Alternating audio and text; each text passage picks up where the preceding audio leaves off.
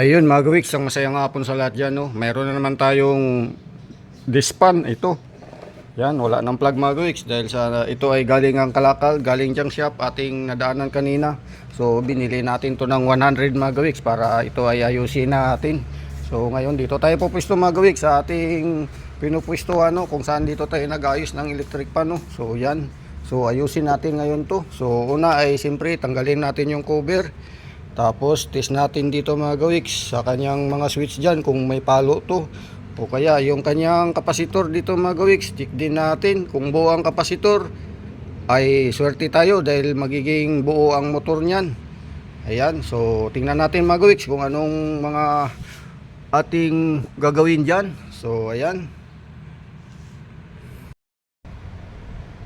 So yan na mga gawiks, ito ay atin ang umpisahan, no? Tatanggalin natin to dito mga gawiks, yung kanyang hilaan sa pag swing. Tapos dito, ayan na, wala nang ano mga gawiks, wala nang screw. So yan. Tapos ito na yung status niya mga gawiks. So ngayon, yan mga gawiks, ang kanyang status nung mabuksan natin yung cover niya, no? Yan. So ito ay nakita nga natin, yung kanyang kapasitor ay putol na yung dalawang wire mga gawiks.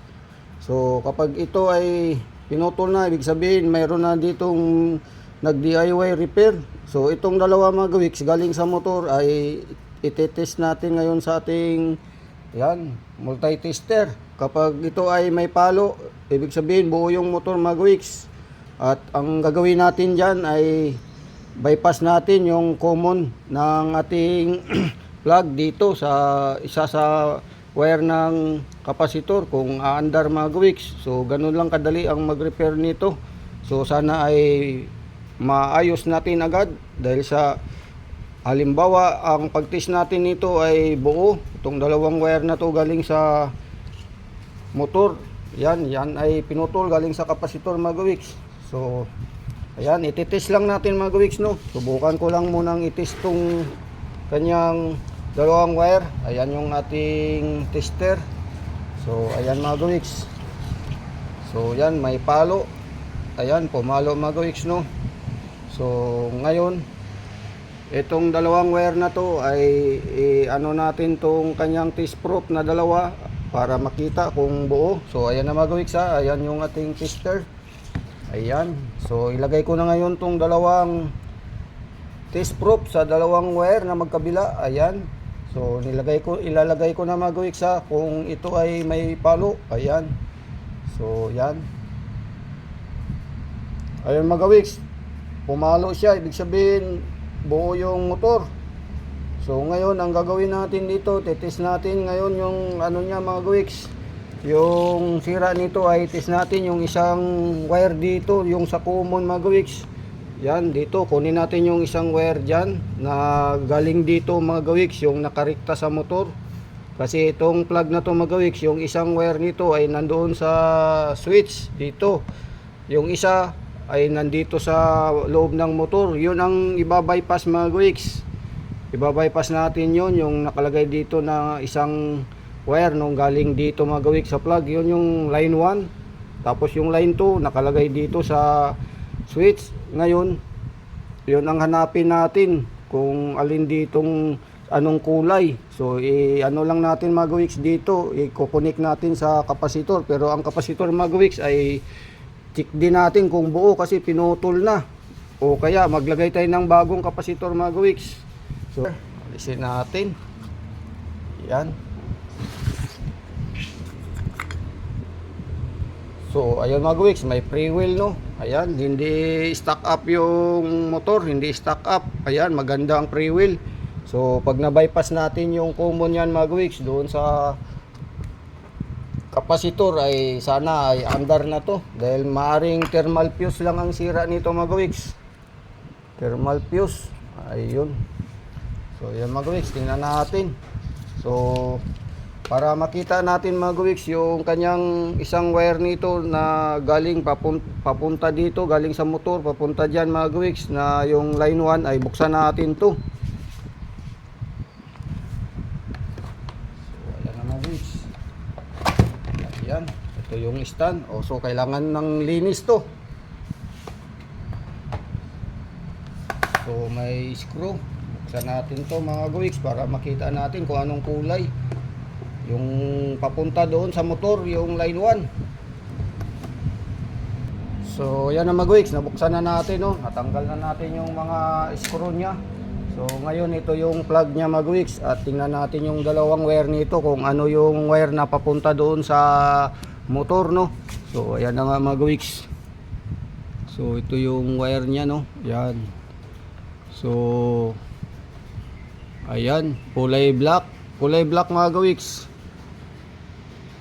So ayan, kulay black yung galing dito sa kanyang plug, no, yung putol, no, yan, kulay black. At saka yung white dito na sa kanyang, yung white mga gawiks, ito, yan, yung white, ito yung black, tapos ito yung white papunta dito sa mga switch. Ayan, so nagiging gray yun mga gawiks, papunta dito sa loob. Ayun, kulay gray. So ngayon mga gawiks, kulay gray yung hanapin natin dyan dito. So kulay gray yung hanapin natin dito mga gawiks. Yan, kulay gray. Hanapin natin yung kulay gray at yun ang ibabypass natin dito sa kapasitor. Yan, para yan ay mapagana na natin. So yun ang gagawin ko mga gawiks. So ito ay buksan natin yung wire dito at hanapin natin yung kulay gray dahil yun ang kanyang line 1. So ayan ang mga gawiks. Nakita na natin yung wire na common, no? Ito yung kulay gray mga gawiks. Ayan. So nailabas na natin dito. So ito yung nakarekta doon sa motor mga gawiks. Ngayon ibabypass natin to. I-connect natin sa kapasitor mga gawiks kung aandar, kung tama ang andar o mali, ilipat lang natin sa isang wire. So ito may kapasitor tayo mga gawiks na temporary, no? Ayan, dahil yung isang kapasitor na original mga gawiks, ang sobrang iksi ng wire nya, hindi aabot pagka i-bypass natin tong wire nya mga gawiks, no?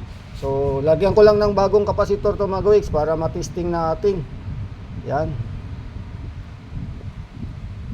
para mapagana lang natin mga gawiks, no? Ayan, so ito na yung kanyang subukan natin na i-bypass.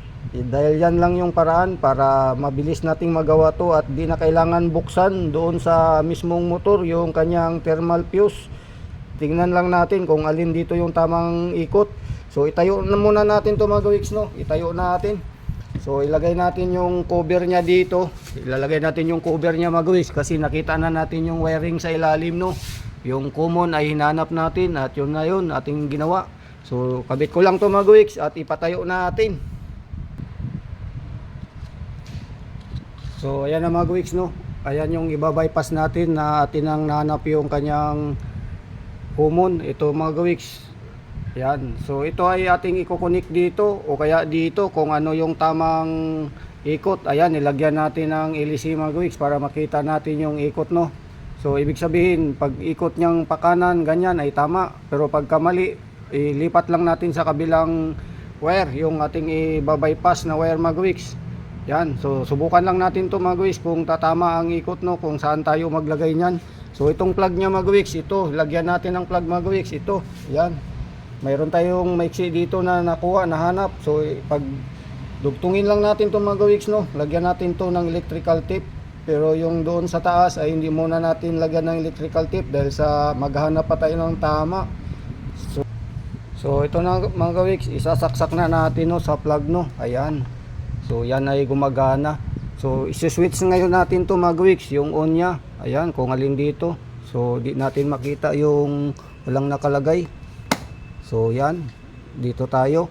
So ngayon ito ititest natin mga gawiks kung iikot. Ito yung bypass kung alin dito. So dalawang wire na. Ayan mga gawiks, umiikot. Ayan, yes, yahoo, buo na. So tamang ikot to mga gawiks, yung ating na dikitan, no. Ayan. So yan ay tamang ikot dahil pakanan. So ayan, pakanan ang ikot mga gawiks. Tamang ikot yan, pakanan. So buo na yung bypass natin. Pero lagyan natin to ng thermal fuse mga gawiks. Kukuha tayo, meron tayo dyan na nakatabi, no. Ito, lagyan natin ng thermal fuse yan. Bago natin ilagay dito, magdugtong tayo ng isa pang wire na maiksi para idugtong natin dyan. So ito yung tama mga gawiks. So tama yan. Tama yan. Ito ay mali dahil pag dito tayo magdikit, kakaliwa ang ikot niyan. So sakto na una nating test ay pakanan. So ito yung ating mga gawiks, i-bypass diyan. So kuha lang ako ng thermal fuse mga gawiks.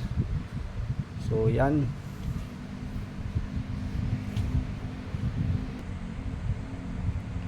So yan mga gawiks, yung ating thermal fuse no. Ayan, ito yung ilalagay natin. Ayan. So ilagay natin yung isang paa dito sa isang wire. So yung isang paa doon mamaya sa ating pinutol. So yan mga gawiks.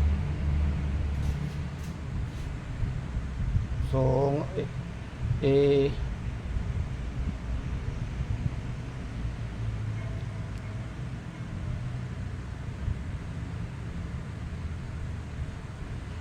bypass na may thermal fuse no.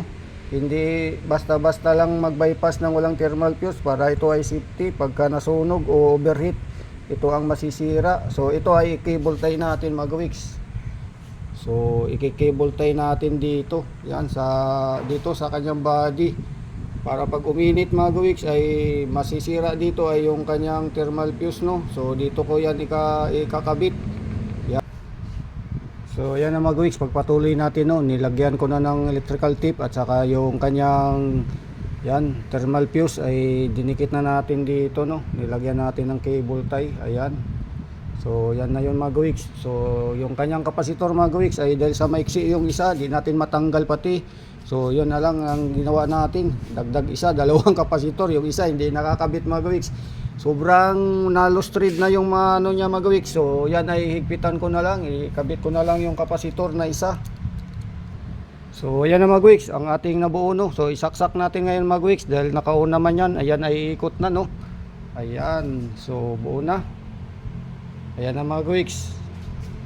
Ayan na, yes, yahoo, nakabuo na naman tayo mga gawiks ng isang electric fan. Ayan yung takip niya no. Ayan, gumana na. Ayan. Ayun ang mga switch, gumana na mga gawiks. So yan, lahat ng switch mga gawiks ay gumana no. 1, 2, 3. Ayan na. So alright mga gawiks, hanggang dito na lang. At siyempre muli, maraming salamat sa lahat yan, sa inyong suporta. Tayo ay nakapag-bypass ng ating ginawang electric fan o disc fan. So buo ang motor mga gawiks, kaya di tayo nahirapan no. Kapag sira ang motor, pag may naputol na rewind dyan, ay ang mahirap.